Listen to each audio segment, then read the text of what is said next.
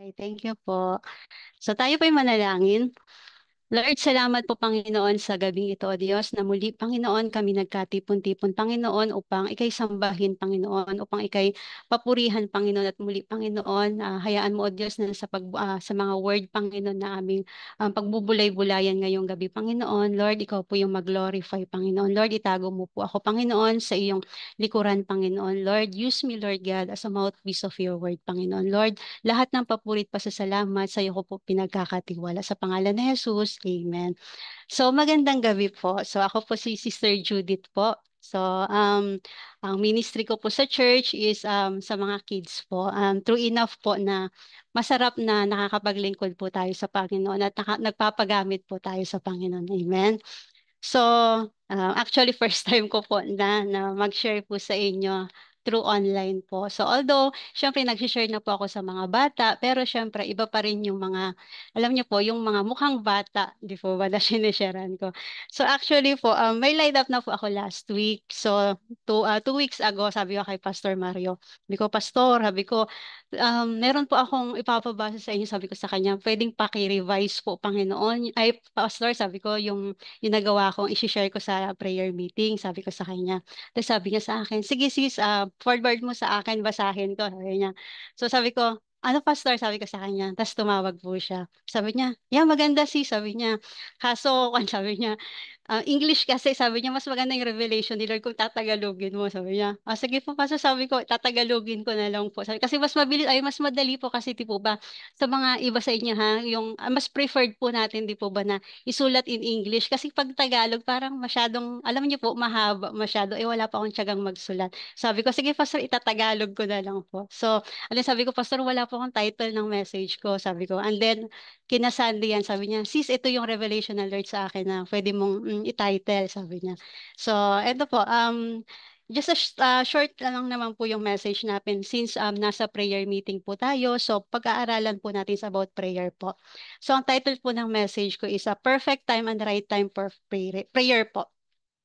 So meron po tayong passages po. Makikita po natin, di po ba, sa New Testament po. So, nung si Jesus po, during those time po, makikita po natin yung prayer life niya. So, meron po doon mga verses po sa Bible po na madalas po siya sa mountain para manalangin po. Pwede pong pakibukas po ako sa Matthew 14 verse 23. Thank you po. Matthew 14 verse 23 po. I-emphasize lang po natin yung pag-akyat po ni Jesus doon. Ayan, sabi po rito, matapos 23 po. Okay po. Pagkatapos niyang paalisin ng mga ito, mag-isa siyang umakyat sa bundok upang manalangin. Nag-iisa siyang inabutan doon ng gabi. And then, punta po tayo sa Mark 6 verse 46 po.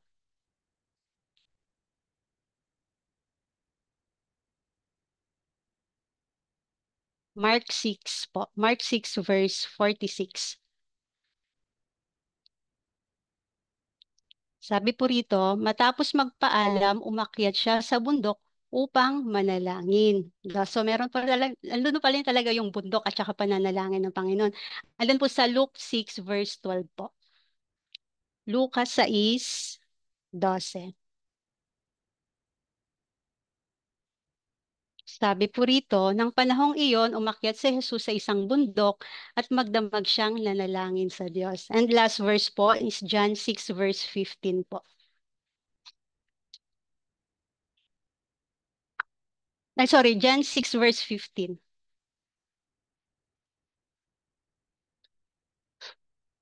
Sabi po rito, nahalata ni Jesus na lalapit na ang mga tao at pipilitin siyang gawing hari. Kaya't umalis siyang muli at mag-isang umakyat sa bundok. So mapapansin po natin, di po ba, yun sa book na to, sa apat, sa Mateo, Luke, Mark, John po, di po ba, na doon lagi yung pag-akyat ng Lord. So hindi nakaligtaan na isulat doon na nanalangin din si Jesus po sa bundok.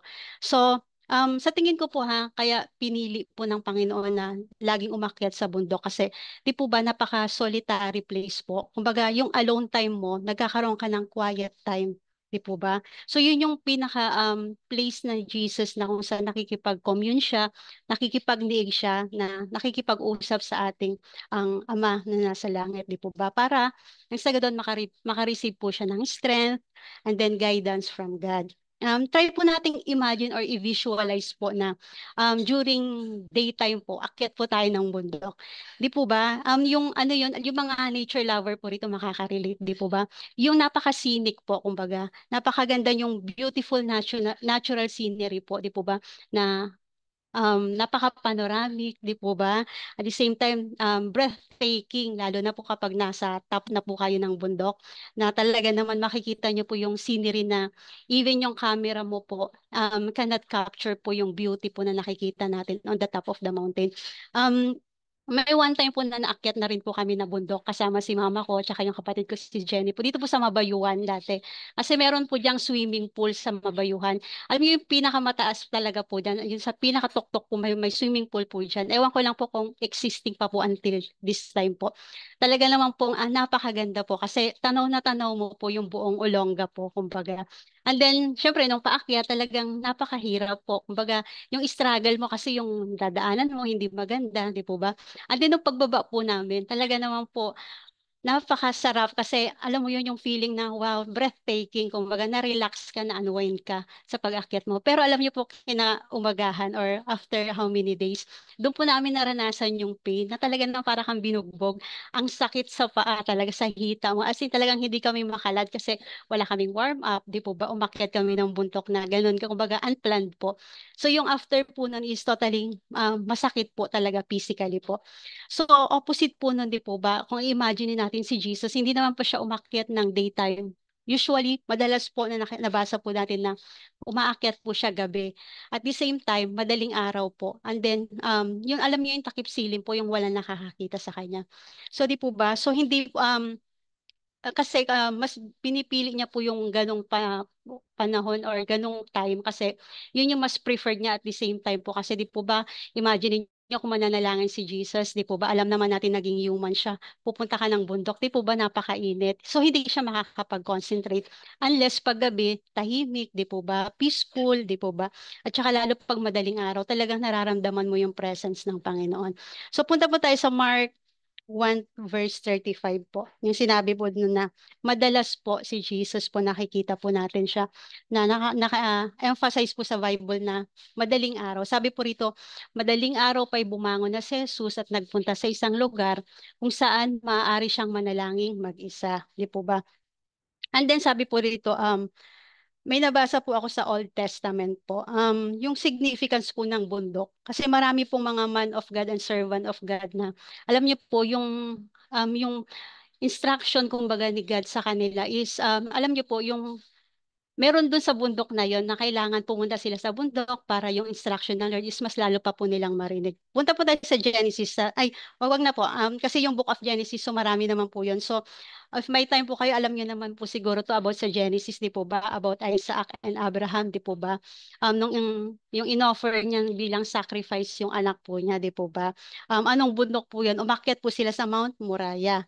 So, makikita po natin na doon sa Mount Moriah, doon yung instruction ng Panginoon sa kanya. And then sa Exodus 19 po, yung covenant po ni Moses at saka ni God po, di po ba? Doon po sa Mount Sinai yon. So, if may time, basahin niyo na lang po yun, yung book of Genesis and Exodus po. And then po sa 2 Samuel verse 15 to 30, kung saan po si King David po at saka yung anak po niya, di po ba, si Absalom na naging yung wickedness niya, di po ba? And then yung pagiging rebellious niya kasi gusto niyang ma-replace yung kingdom kumbaga ng tatay niya si King David. Pero alam niyo po ba yung nasaktan yung damdamin di po ba ni King David? Umakyat po sila sa Mount Olive, di po ba? Tumangi siya doon kasama yung mga people na nagtitiwala pa rin kay King David.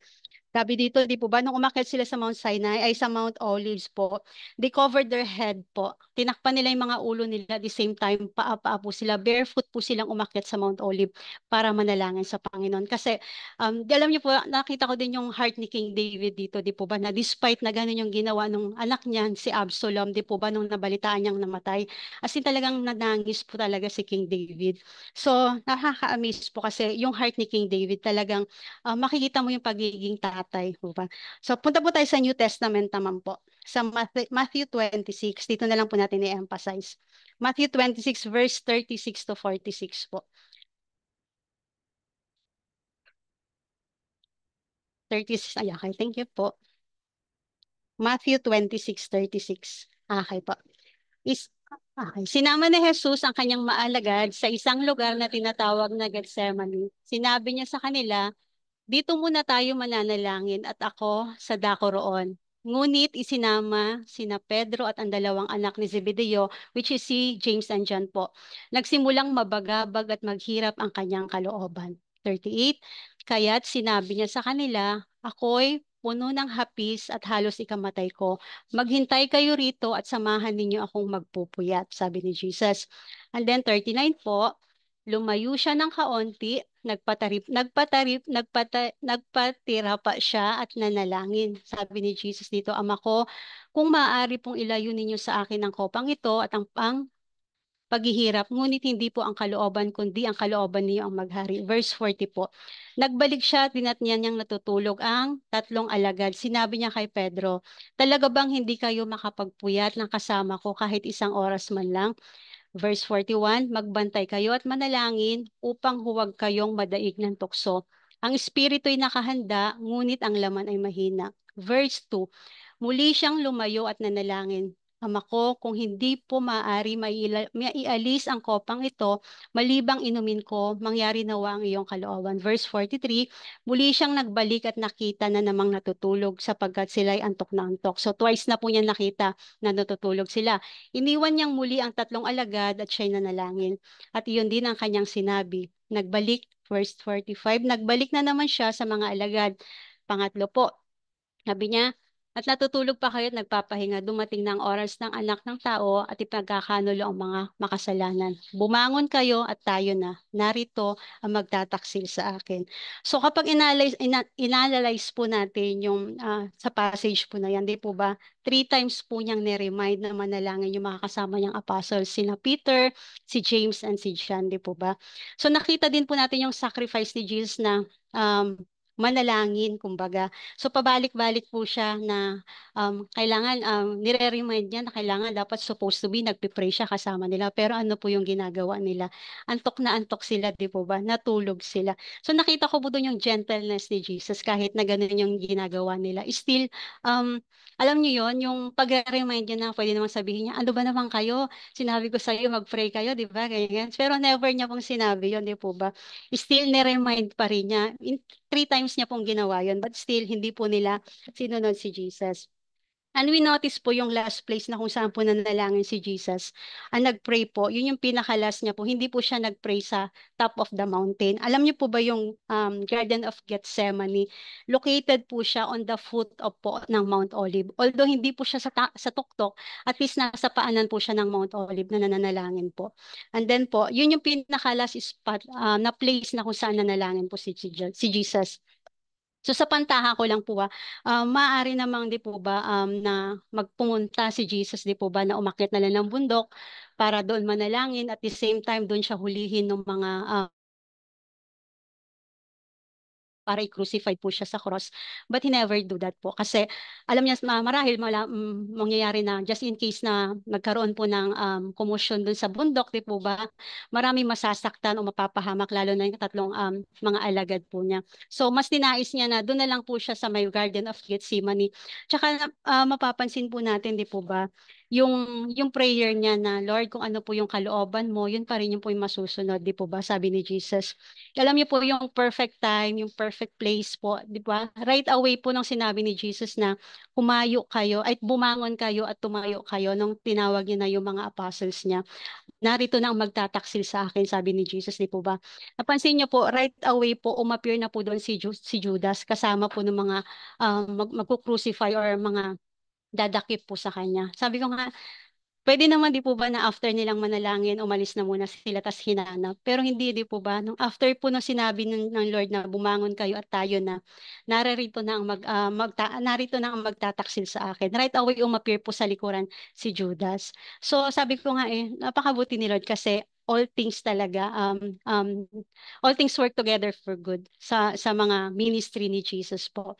So di po ba pag bumabangon tayo usually kapag ano po ba, sample ko na lang minsan si mama ko po pag di ba pag natutulog tayo tapos sabi niya, "Oy tara na, alis na tayo," ganyan ganyan. Tapos minsan ratatan ka ng mother mo. So, kumbaga military type kasi yung discipline sa amin kumbaga hindi yung soft kumbaga.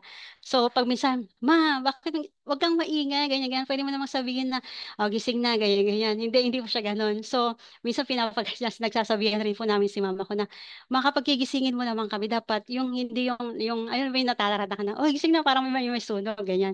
So, and then po hanggang sa natuto na rin po siya na pag ginigising kami, so yung aso na lang po binubuksan niya yung pinto, tapos pumapasok yung aso namin. So, alam niyo, hindi kami makakapagreklamo sa mga aso kasi once na lumapit na yung mga aso, talaga naman, 'di ba, yung didilaan ka niya tapos ihahag mo sila, hindi ka maiinis sa kanila, yayakapin mo yung mga aso. So, doon ko na rin nakita po na yung gentleness ni Jesus. So sana nga nawa na makita din sa atin yung pagiging gentle natin, ano man yung sitwasyon po natin sa buhay.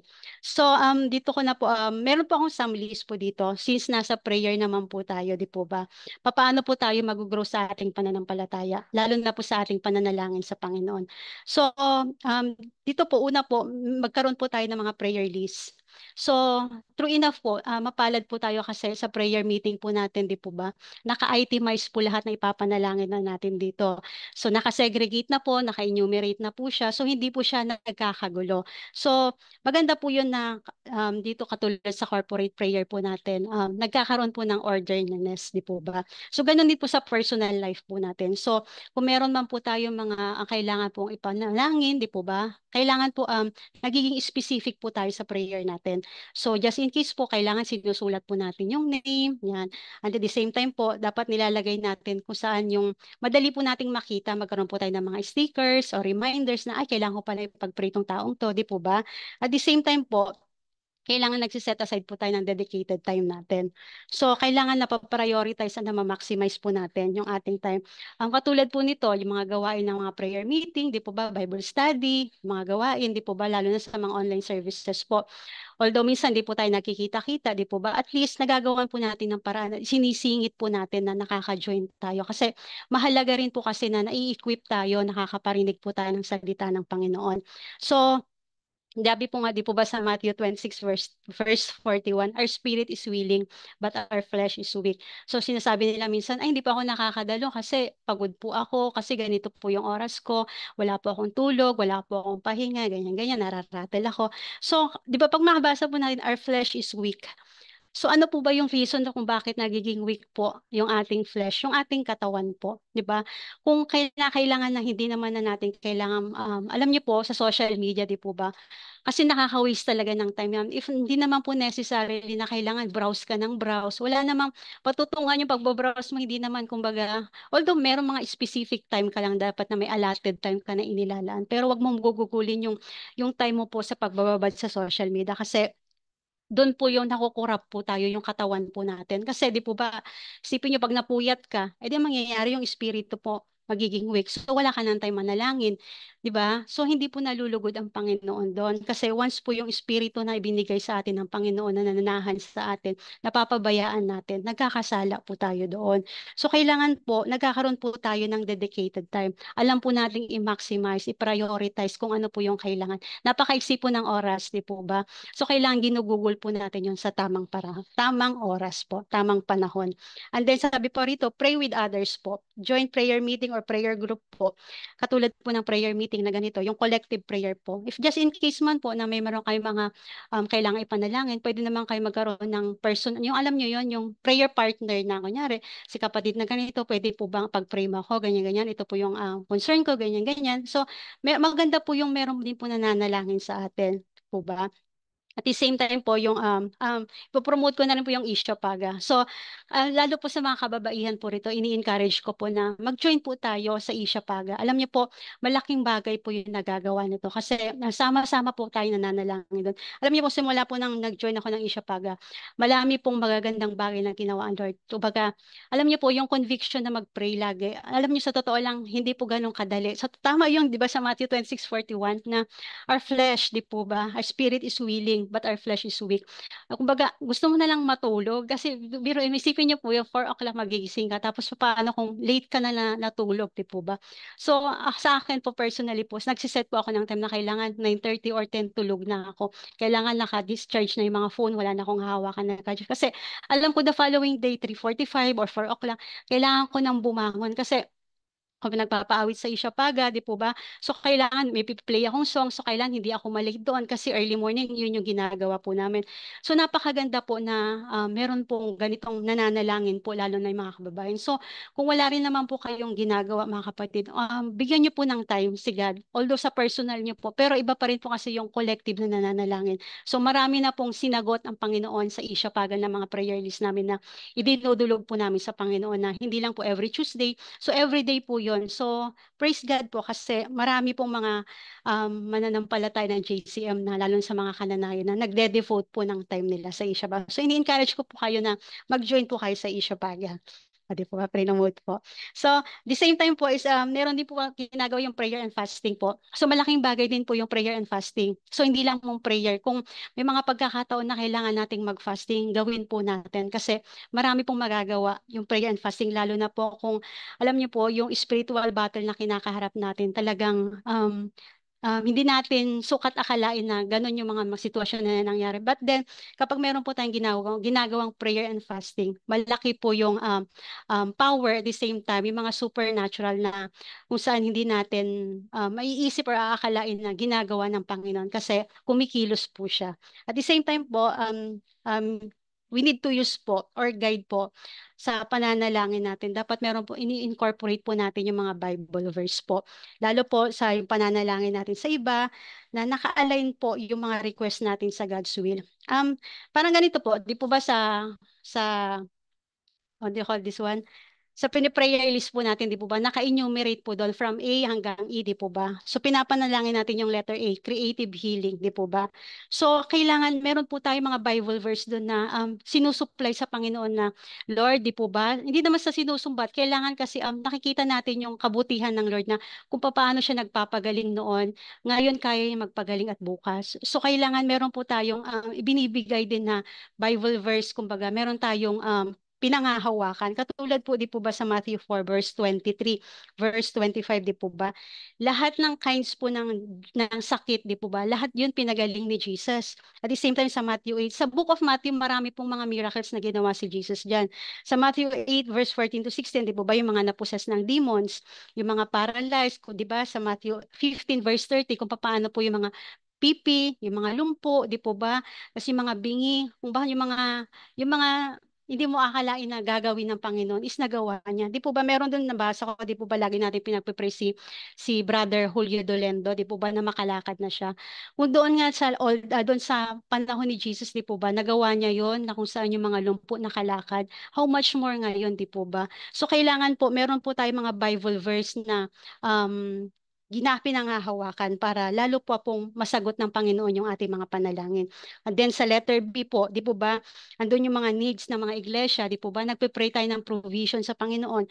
So meron po di ba yung Proverbs 4 ay Philippians 4:19, di po ba? Na but God will supply all our needs according to his riches in glory in Christ Jesus. Di po ba? Yung provision ng Panginoon is nandoon. Sa letter C, yung ministry po, yung sa mga kapatiran natin. In Colossians 3 verse 14. Pwede pa Tagalog po ako nito. Colossians 3 verse 14 po. Kasi sabi sa English, but above all these things, put love, which is the bond of perfection. Colossians 3 verse 14 po.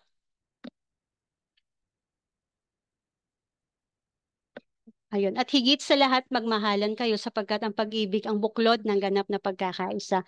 Di po ba nakapaloob sa letter C at letter B natin na ma-equip yung mga kapatiran natin na more on love, di po ba, mag-grow tayo. So marami pong Bible verse o kung babasahin lang po natin, i-meditate natin yung salita ng Panginoon, mas lalo po tayo mai-equip. And then last po yung country. Di po ba, pinagpipray natin yung Israel, pinagpipray po natin yung Philippines, di po ba? Doon sa Psalms 33 verse 12, sabi doon, Blessed is the nation whose God is the Lord. The people has chosen its own heritage. Pwede pong papunta po sa Psalms 33 verse 12 po.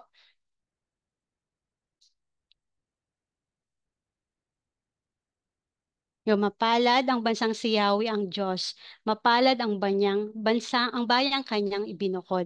Di po ba? So, just in case po na nagpe-pray po tayo, Lord, I pray po na ang country namin, ganyan. Di ba, Lord, sabi mo po, mapalad ang bansang si Yahweh ang Diyos. Kaya naniniwala kami, Panginoon, ang bansang ito, ang bansang Israel, ang bansang Pilipinas ay mahal mo. Di po ba? Mapalad kami kasi kami ibinukod mo sa mga bansang iba pa. Di po ba? And then sa Psalms 22 verse 27 po.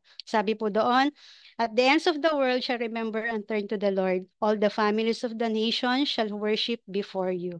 Sabi po sa Tagalog, mga bansa sa lupay kay Yahweh magsisibaling, lahat ng mga lahi maaalala siya'y sasambahin. Di po ba? Napakapalad natin kasi napaka-free country natin. So malaya nating purihin, maraya nating sambahin ang Panginoon. So dito na po ako mag-end.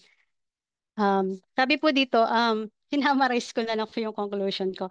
So, di po ba nakita po natin yung prayer life ni Jesus, it made us a perfect illustration po how we should also devote our time po. Katulad ng ginawa po ng Panginoon, di po ba? Hindi naman necessary na kailangan tayong umakyat sa bundok, di po ba? Kailangan lang talaga is magkaroon po tayo ng, alam niyo po yon yung, di ba sinuro din po sa Matthew 6, doon po natin mababasa sa Matthew 6 verse 5 to 8, diyan po sa librong yan sa Matthew 6 po na yung paano manalangin, paano mag-ayuno, so tinuturo diyan ng Panginoon. So, di ba, sabi niya doon, kapag mananalangin tayo, kailangan in privately, di po ba? Kailangan yung personal devotion natin sa Panginoon. So, mas malaya tayong inihahayag kung ano man yung desire ng heart natin, kung ano man yung gusto nating iparating sa Panginoon. Di ba? And then po, sabi po dito, kailangan nile-learn po natin i-prioritize talaga yung quality time natin with God. Not po yun the quantity. Kasi the more po, alam mo, may mga naririnig ako, all the time man nananalangin ako, kahit saan nananalangin ako, nagwawalis ako, nananalangin ako, nagpipray ako. Di po ba? Parang sabi ko, is it a quality time? Sabi ko, or sinasabi mo lang nananalangin ka kasi para lang masabi mong, oh, nananalangin ka, nananalangin ako all the time. Pero yung quality kaya nandoon. Ang gusto po ng Lord is quality, not the quantity. Kung gaano man karami po yung sinasabi natin, kung wala naman po yung kalidad ng pinapanalangin natin, useless po. So katulad po nito, nananalangin po tayo, di po ba sa prayer meeting? So hindi lang po yung, Lord, nalangin ko po, ganito, ganyan, di po ba? Hindi naman ako against, kumbaga, Lord, parang ganito.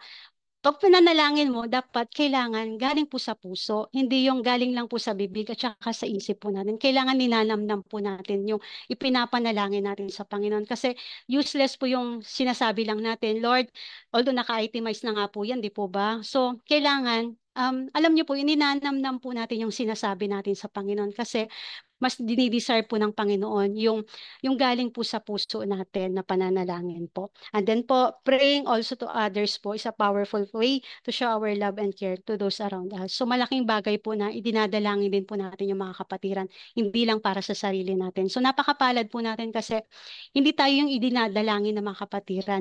Mas masarap sa pakiramdam na yung tayo nananalangin sa mga kapatiran, di po ba? Kasi nakikita natin na kumikilos ang Diyos sa buhay natin kasi naaabot natin yung mga taong ito na kung saan wala silang kakayanan para ipanalangin yung sarili nila or wala silang opportunity na para idalangin sila. So napakapalad po natin kasi tsaka wag karoon po tayo ng burden lagi na nananalangin po sa Panginoon, hindi lang para sa sarili, kundi para sa lalo na po sa iglesia. Nakikita man po natin yung sitwasyon ng iglesia ngayon, di po ba, sa JCM. So, more on prayer po. So, inaas tayo ng Lord na kailangan ni-devote natin yung sarili natin sa prayer po. And at the same time po, prayer is not just a religious obligation po, but a privilege po. A gift that can access to God, mali, a gift and access that God has given to us to connect and reconnect po to Him through the power of the Holy Spirit po and be a blessing to others po. Di po ba? Yung spirit po ng prayer po natin, it only, what do you call this one? Preceded po, ang tawag, nagli-lead us po sa atin to break through po para ma-open po yung opportunity to share the gospel po at the same time to release po the supernatural power of God. So hindi po natin mararanasan yung bagay na to kung hindi po natin ini-implant sa puso natin yung mga salita ng Panginoon. At the same time, hindi po natin totally mararanasan yung kapangyarihan ng Diyos at yung kapuspusan ng Espiritu Santo. Kung mismo sa atin po, sa sarili natin, hindi nananahan talaga yung pag-ibig ng Panginoon sa puso natin. So magfo-fall lagi sa love, di po ba? Kasi totoo yun, di po ba, na kapag wala talagang love sa puso mo, mahirap ano tawag daw, mahirap i-approach, kumbaga, mahirap i-impart sa iba kasi wala namang talagang totoong love na nangyayari sa sarili mo. So, yun po, alam ko naman po na lahat na naririto po, punong-puno po tayo ng pag-ibig. So, dagdagan pa po natin yung pag-ibig na nasa atin po. And at the same time po, we need to live po in the atmosphere of prayer. Not just po the prayer na kung saan um, yun po, yung pansarili, kumbaga more on dapat pinagpipray din talaga natin yung iba. Katulad po ng ginagawa natin sa prayer meeting po. At the same time po, prayer is the only vehicle po and access that we can connect to God. So wala po akong ibang alam na paraan para makonect po natin ang Panginoon, kundi po sa pananalangin, sa pakikipag-usap, sa pakikipag-communicate sa Panginoon. So we need po to prioritize our quality time for Him. So yun lamang po. To God be the glory po.